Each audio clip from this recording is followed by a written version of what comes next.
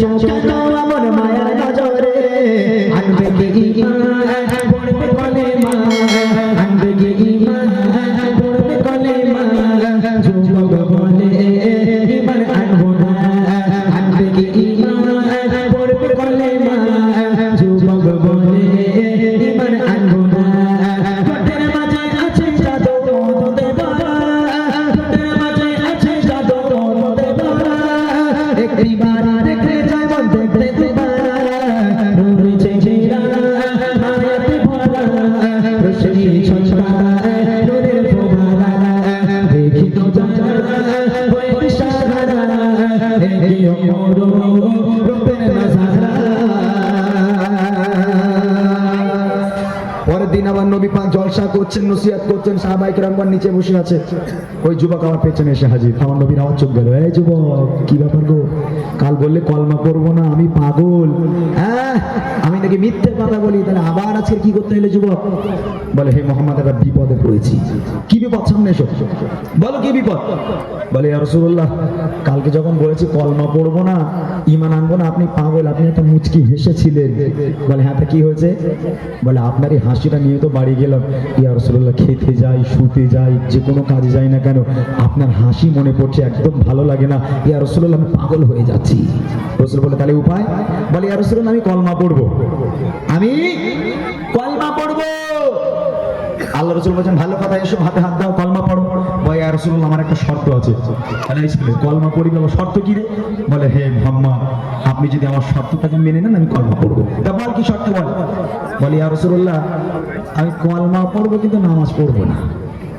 ভালো শোনেন, ইহুদি যুবক বলছে ইয়া রাসূলুল্লাহ আমি কলমা পড়বো কিন্তু নামাজ পড়বো না, নামাজের জন্য জোর করলে হবে না। আমার নবী বলছে ঠিক আছে যা, তোর নামাজ মাপ, আপাতত তোর নামাজ মাপ, তোর নামাজ পড়া লাগবে না, তুই হাতে হাত দে, কলমা পড়ে বাড়ি চলে যা, তোর নামাজ লাগবে না।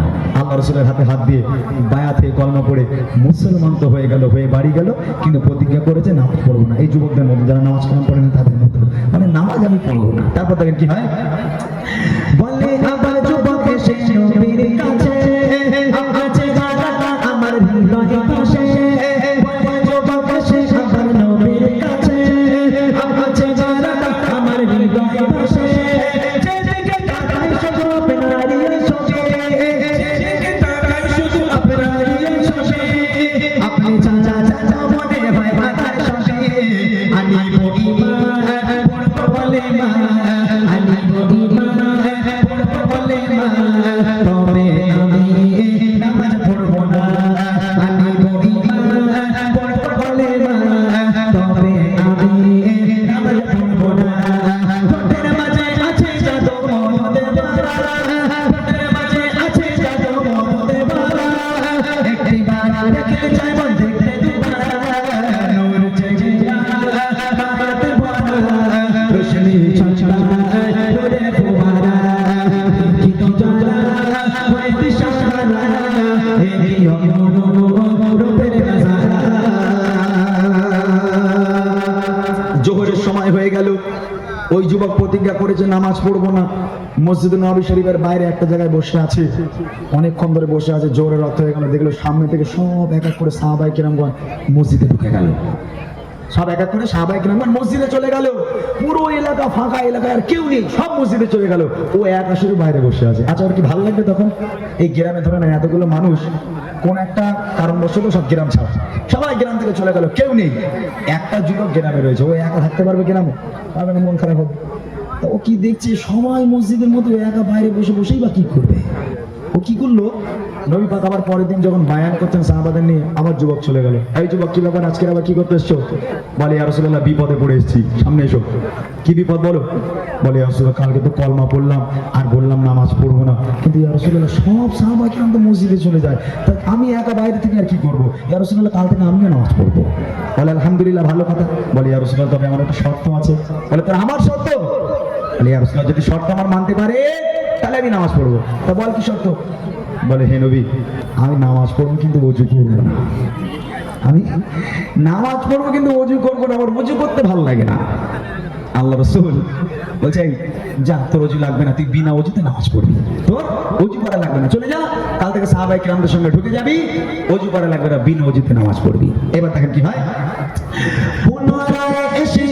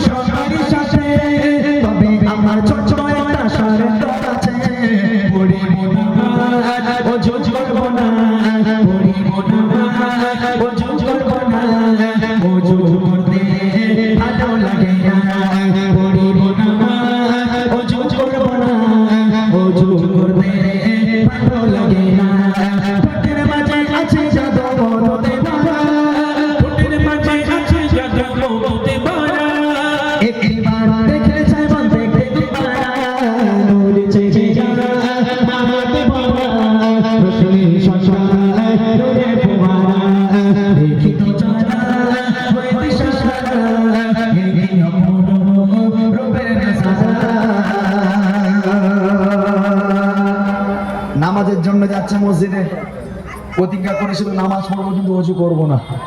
আজান হয়ে গেল, মসজিদে নববী শরীফে আজান হলো, সব সাহাবায়ে কেরামগণ মসজিদে ঢুকে গেল।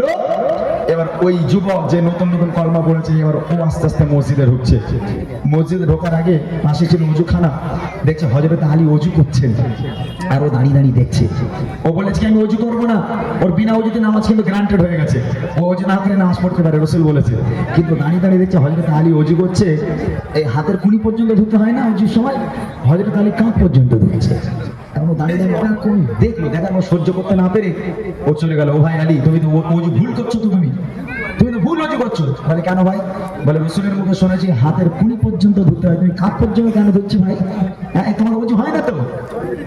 হযরত আলী বলছে ভাই তুমি রাসূলের মুখে শুনেছো যে ওযু করার সময় হাতের কুনি পর্যন্ত ধুতে হয়, আর রাসূলের মুখে কি এটা শোনোনি ওযুর পানি শরীরের যেখানে যেখানে লাগবে সেখানে সেখানে জাহান্নামের আগুন লাগবে না? এটা কি তুমি শোনোনি? তা আমি কুনি পর্যন্ত ধোবো, আমার এই পর্যন্ত জাহান্নামের আগুন বাঁচাবো, আর এখান থেকে এই পর্যন্ত জাহান্নামের আগুন লাগতে দেবো, ওই জন্য পুরো কাঁধ পর্যন্ত ধরছি, পুরো হাতেই জাহান্নামের আগুন লাগবে না। তখন যুবক বলছো তাই? যদি রাসূল এই কথা বলে থাকে যে ওযুর পানি যেখানে যেখানে লাগবে সেখানে জাহান্নামের আগুন লাগবে না, আমি যুবক প্রতিজ্ঞা করলাম কাল থেকে শুধু ওযু নয়, ওযুর পানিতে গোসল করে মসজিদে নামাজ পড়তে আসবে। জোরে বলো, যেটা হবে না সুবহানাল্লাহ। এই গজলটা বলার কারণ কি জানেন? এই মসজিদে এই গজলটা বলার কারণটা আমি বলি।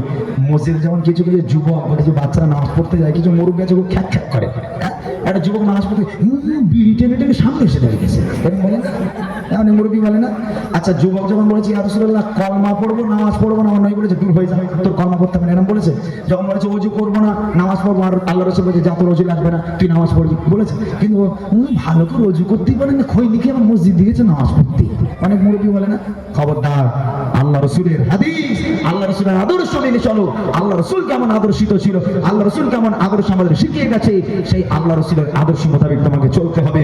যদি কোনো নতুন নামাজি যায় তাকে সামনে দাও, সামনে দাও, তাকে স্নেহ করো, মমতা দাও, ভালোবাসো, দেখবে তার দেখা দেখি আরো 10 জন নামাজি বেড়ে যাবে। এটাই ছিল রাসূলের আদর্শ। শেষ কথা কবি লিখছে, এবার শেষ যুবক প্রিয় নবীকে বলে তো সবে না নাকি ওযু করিয়ে, এবার যুবক শেষ প্রিয় নবীকে বলে তো সবে না নাকি ওযু করিয়ে, তাহলে সোজা করে গোসল করিব, তাহলে সোজা করে গোসল করিব, কেন রোজকে আগুন গানে লাগাবো, এটাই আদর্শ নবীর শোষণা, এটাই আদর্শ নবীর শোষণা, কারোর প্রতি কঠোর হবো না, এটাই আদর্শ নবীর শোষণা, কারোর প্রতি কঠোর হবো না, নূর ঝিঝিয়া মায়াতে ভরা রশনি শোষণা, রোদের ফোয়ারা দেখি কি জানা